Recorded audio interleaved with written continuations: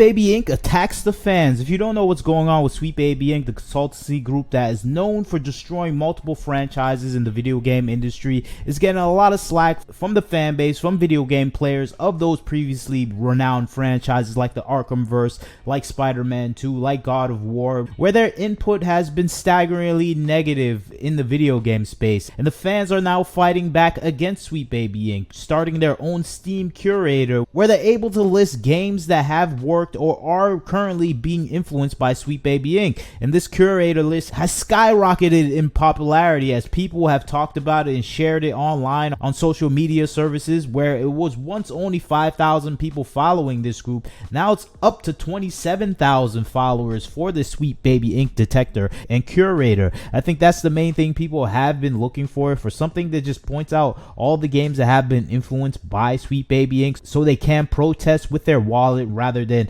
just being mad in the corner. And I think this is the most proactive thing you can do as a video game player. Here's the Curator itself. It has all the not recommended games that you should avoid. This is the whole point of this. It's only found on Steam, unfortunately, so I'll leave the link in the description for anyone that's curious about it. But now the employees and people working at Sweetbaby Inc. are attacking the creator of the Steam Curator. As you can see, they're forcing them to change the overall look of the Steam Curator and some of the things that it mentions in the description, because they're saying they're harassing Sweetbaby Inc. And this is of course a ploy to actually get this Curator banned and erased from the internet, and that is the main focus for the employees there. And I think a lot of the bad information, the bad interactions from Sweetbaby Inc. and the fan base itself is creating a hostile environment, and Sweetbaby Inc. is finally feeling the pressure from the video game player base that are frustrated with their bad injections of their own socio-progressive political angles within the video game space. And I think that's the main thing people are pushing back against, is just their terrible influence in the gaming space that is ruining franchises,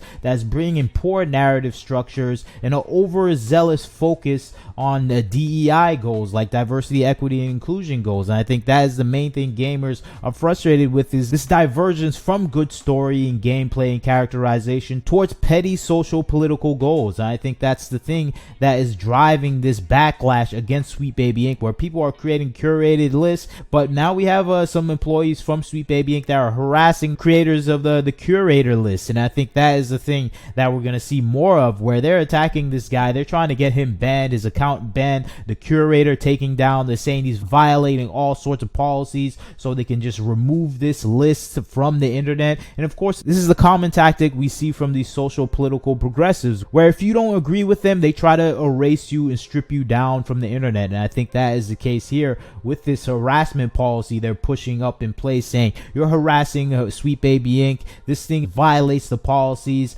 of Steam and we have to get this taken down. Of course, if you see any of the clients of Sweetbaby Inc., you realize that Steam is a client of Sweetbaby Inc. We don't know what games they are involved with Steam. Maybe you just have some small consultancy in the overall design and representation of advertisement and something like that, but they have Steam as a client, so they may be able to get this taken down. But of course, I think the people that have created the Steam Curator have gotten smart. They removed the Sweetbaby logo, they changed the descriptions, they made some differences to be in compliance with the Steam policy. So I don't think that's going to happen. And the main thing that we're seeing right now is that we're actually influencing the people at Sweetbaby Inc. They notice the fan response, the backlash, the frustrations. They see this happening in real time. They've locked all of their social media accounts from comments and anything else and interaction. You only see some employees come out and attack the fans now, or point out that, or try to defend some of the material they have been working on. But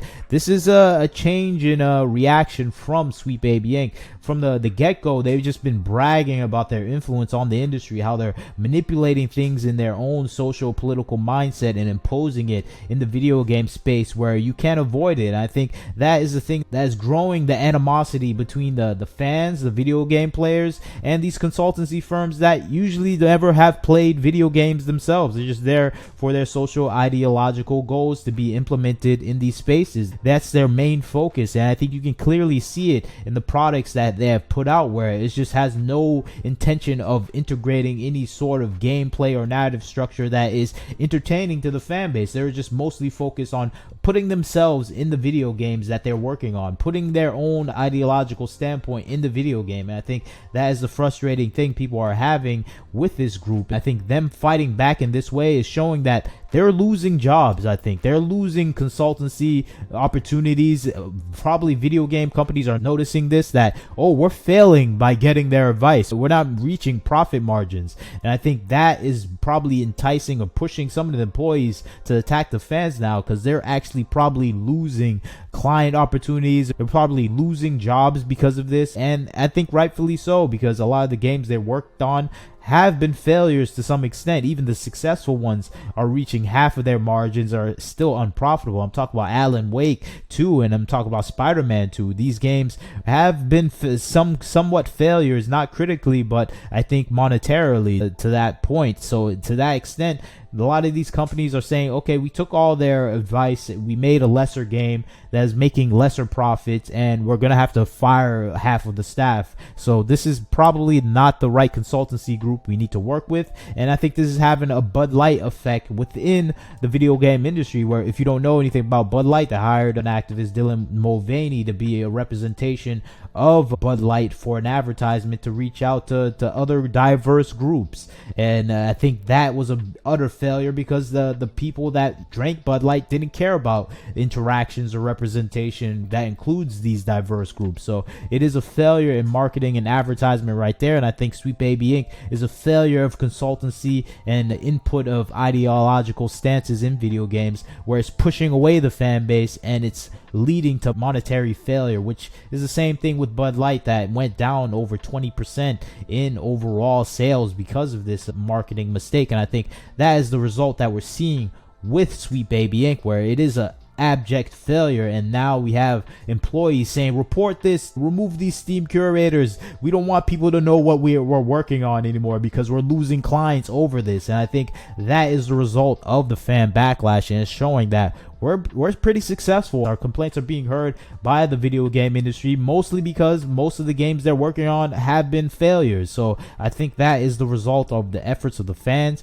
that actually are against this overall injection of politics in their gaming. The injection of ideology over gameplay, which is something people have no problem with if you put an ideology in your game, but the gameplay is stellar and the ideology is supported by a good narrative structure, people wouldn't care.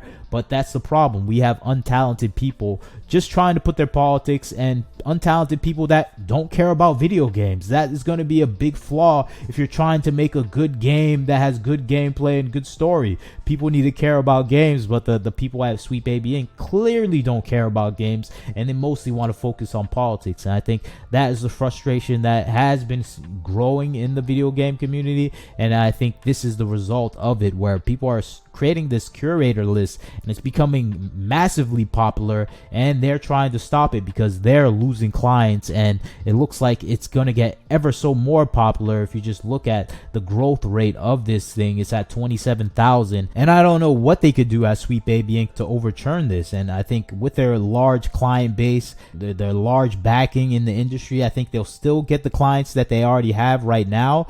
But I think in the future, with the overall deconstruction of the video game industry right now, with the massive layoffs occurring, I think Sweetbaby Inc. is about to be a large casualty of those massive layoffs. But that's just my thought. What do you think about the Steam Curator? You should go out and get it if you have Steam. It's not really a patch or plugin. It just shows you the games that Sweetbaby Inc. has worked on, and it goes through their overall website itself to confirm these games they worked on, or the video games themselves have said or verified said they work on. That's the one angle they try to use to ban it, saying they can put any game up there. But luckily we have X.com that kind of gave them a community note saying no, they actually just use Sweetbaby Inc.'s company's own information from their website, or the video game company who says they work with them. So that is the brilliant thing about X. It immediately corrects some of the propaganda from these companies when they're trying to obfuscate from the truth. But